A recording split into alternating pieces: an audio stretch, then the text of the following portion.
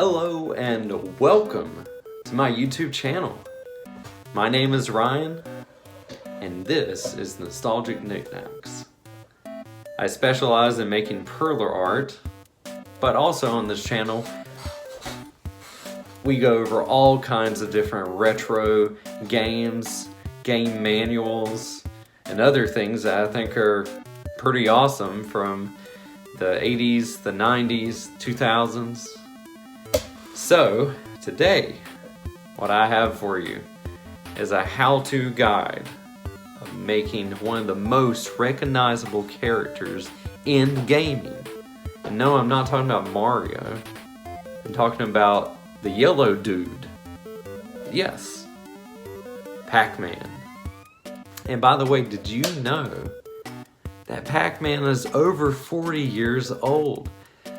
And yet, people still recognize him. It's still a huge thing. So, let's make this recognizable character, Pac-Man, out of perler beads. I've got a big tin of yellow beads here. And I've got my bead pen.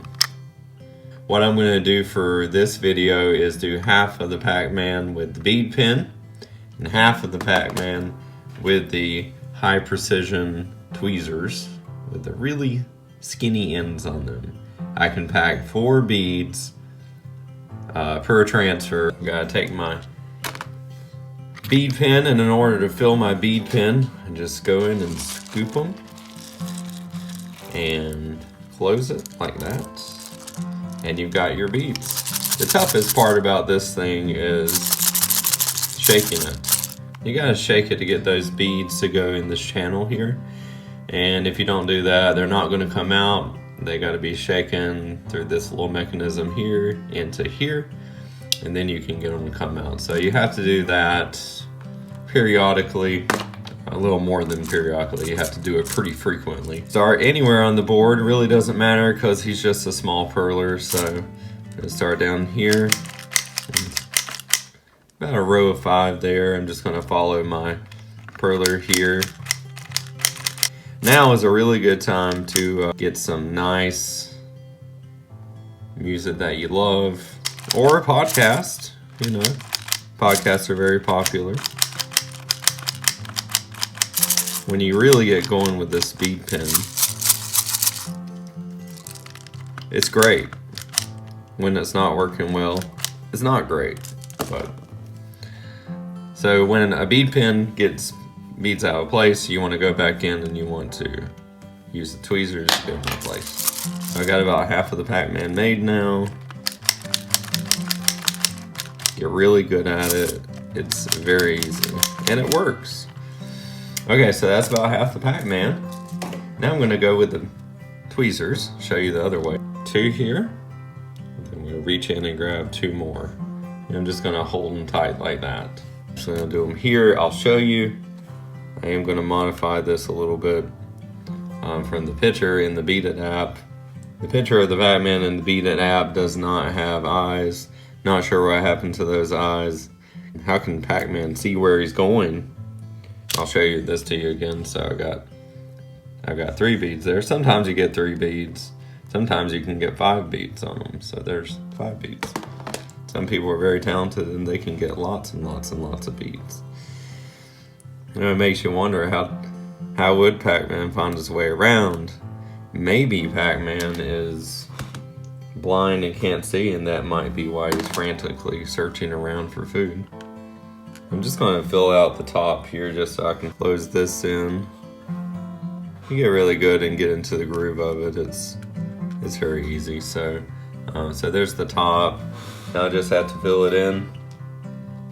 Tweezers are excellent for filling in things. It gets quite satisfying. So the important thing to remember when you're doing beading is to be patient. You cannot go into this and think to be done very quickly. You just have to be patient. Okay. So what I'm going to do now is put in the eyes.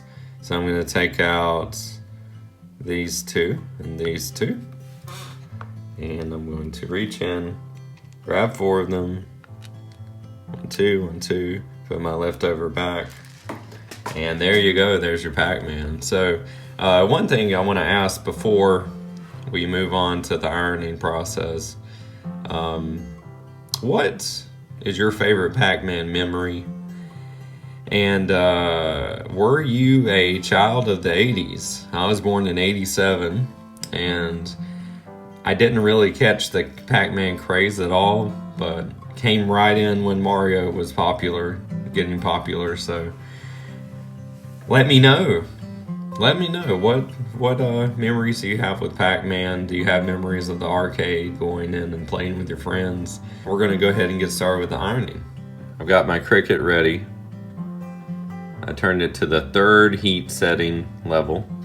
You want to have your parchment paper. You can cut it down to the exact size of the Pac-Man, but I have this size, roughly the size of the pegboard. This sheet I've probably used 40 times. It just works fantastic. So I'm going to take it and I'm going to lay it on my Pac-Man. Before I get started, just want to say, using this heat press, I probably made 200 perlers, and I have not had maybe but one board warp on me. It's something that I've realized doesn't really happen unless you're holding that iron on it forever. If you are quick about it, you know what you're doing. You're not going to warp your board. The tape method that you've probably heard about if you've been researching perler beads is great, and people who use it, they're fantastic. Excuse me. But for me, it just takes too long, especially for something small like this. So I'm going to show you how to do it this way, and you can decide if you want to try the tape method. I will not be showing anybody how to do the tape method because I just don't do it myself. So there are plenty of videos out there for you to watch for that. Okay, so let's get started. In this part, you want to be careful just not to move all your perler beads around. You don't want to be heavy-handed with it. You want to be easy. So I got my iron. I'm going to hold it with 2 hands. This has a cord, so I've got to hold the cord to get it out the way.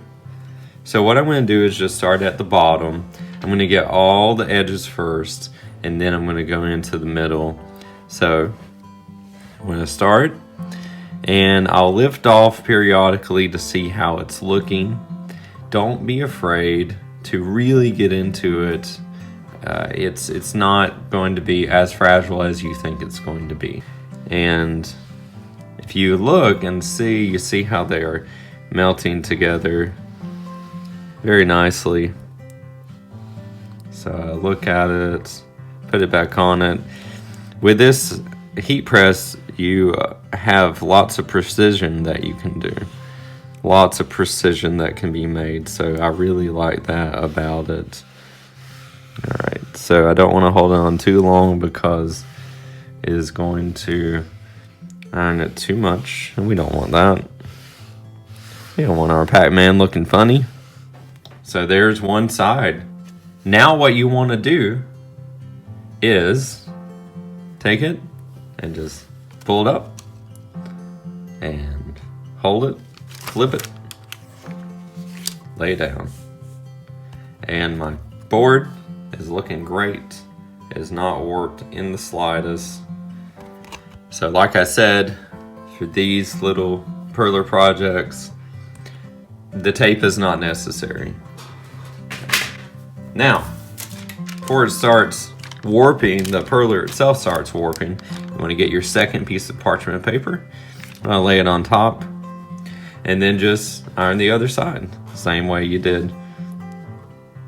And you just want to kind of feel through it, feel how things are melting, feel how those beads are melting, and just kind of get into the rhythm of not being in one place for too long, but really trying to get those edges. The back side does not have to be ironed as long as the front side, because all you're really doing right now is reinforcing. And if you iron too long on this side, it's actually not bad, because if you have a magnet, you're just going to have one side being seen.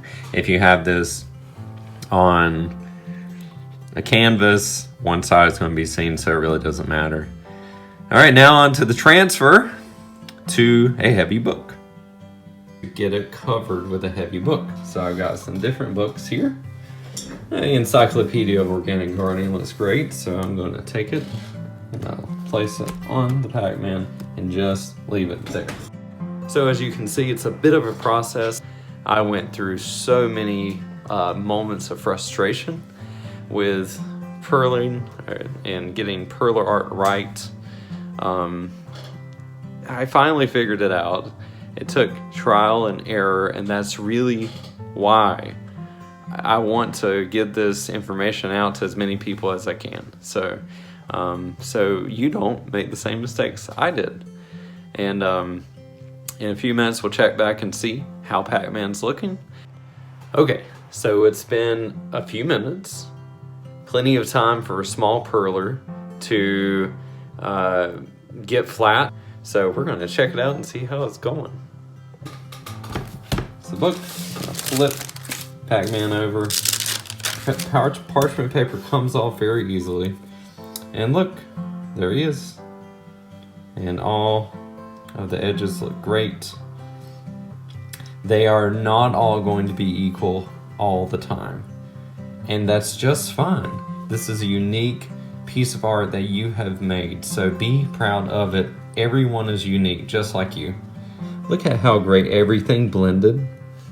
I really love the satisfaction of finishing a perler and seeing that it is durable. A perler finished, and now Pac-Man can do his walk, walk, walk, walk, walk, walk, walk. It's awesome. So, very good. And that's it. You've made your own Pac-Man perler.